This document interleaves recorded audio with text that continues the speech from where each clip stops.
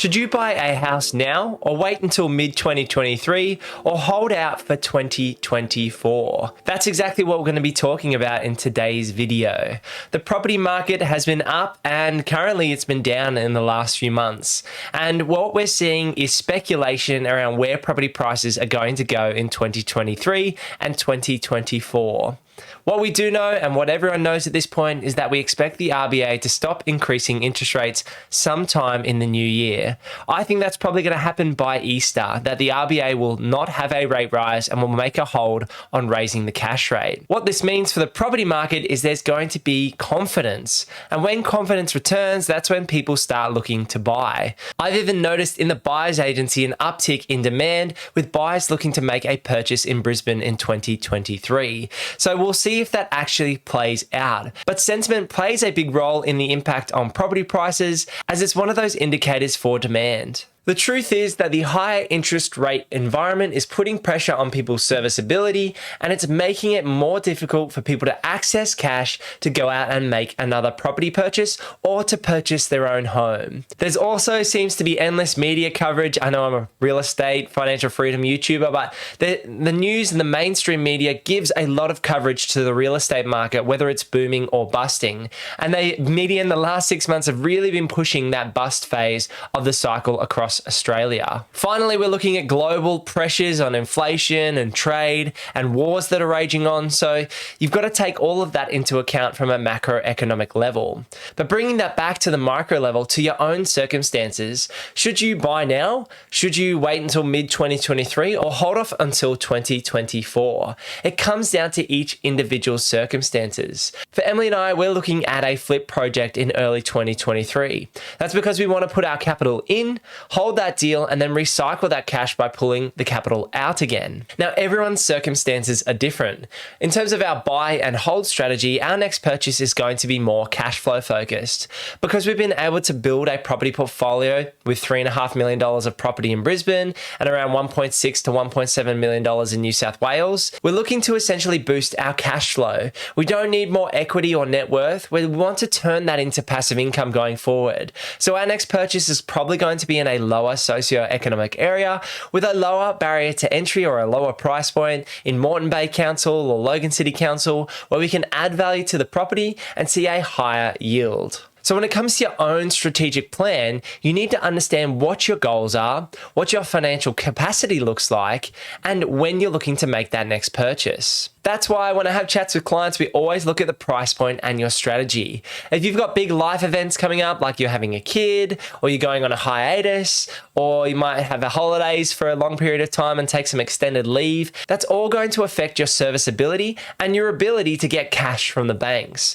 And at the end of the day, to grow a multi-million-dollar property portfolio, most people, unless you've got rich friends or parents that are willing to give you a couple of $1,000,000, most people are going to need to access money from the banks to build and leverage a property portfolio. So the simple answer is the right time to buy is when it meets your price point and it meets your strategy. And that's going to be different for different individuals. What we're seeing at that macro level is the major capital cities having cooled off in the last 6 months. Sydney and Melbourne have led the drops in terms of price points, and Brisbane and Adelaide have remained fairly steady. In terms of the Brisbane market, we've seen a pullback over the last 6 months, but what I'm seeing moving into 2023 is an uptick in demand. Everyone's almost thinking the same. That's why you need to be that Warren Buffett, think counterintuitively and be fearful when others are greedy and greedy when others are fearful.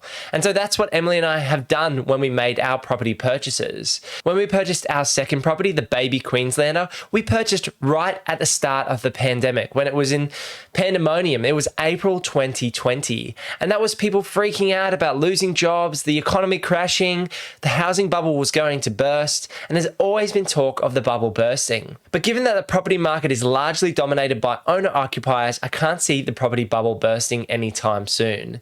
So in terms of Brisbane, I'm very bullish on the market over the long term. And in terms of that short-term timing, it comes down to you as an individual for the specific property and your strategy and how your next property purchase is aligned with that price and strategy.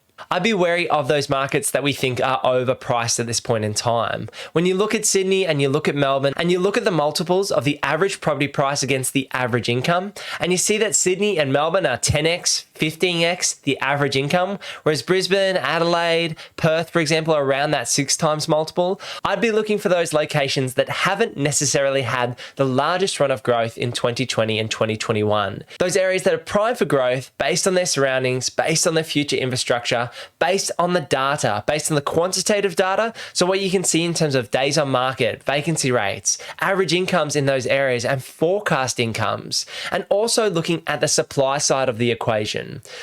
You want to understand what the future land supply looks in that area, what council is allowing in terms of density. You also need to take into account qualitative data. So what's the look and feel of the suburb? What are the local schools like? Can you walk to the local park and get to the local shops? Does it have a nice community feel? Putting all of that together, which I know is quite a lot of data points, that's when you can make a decision when it comes to making a purchase in early 2023 or mid 2023 or sometime in 2024. The one thing I do know is if you do sit on the sidelines for long periods of time, you're going to watch inflation eat away at your money. Whereas people who are invested in the stock market, invested in the property market, are going to see demand for those assets as long as they bought the right type of asset. And that's where you're going to see capital growth and appreciation in the value of your property or the value of your shares if you're holding stock. Most importantly, you need to keep a buffer through this entire process and not bleed yourself dry. So make sure you have that cash buffer. All the excess cash you have on top of that, be strategic with it.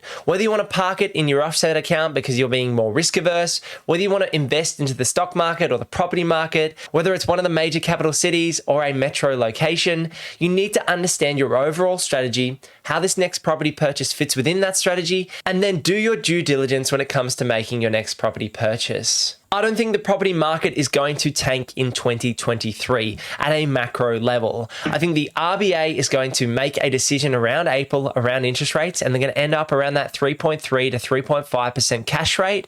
And then we're going to see the property market regain some confidence and the rest of 2023 play out with potential some interest rate cuts later in the year.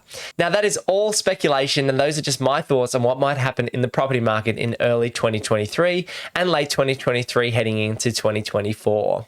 If you're looking for a Brisbane-based buyer's agent to help you purchase a property in the Southeast Queensland market, head over to purposeproperty.com.au to book in a free strategy session with myself. Otherwise, leave a comment down below and let me know what you think will happen to the property market in Australia in 2023. And if you could drop a like on this video and subscribe to the channel down below and click this video over here for more things real estate, renovating, and financial freedom. I'll see you in the next one.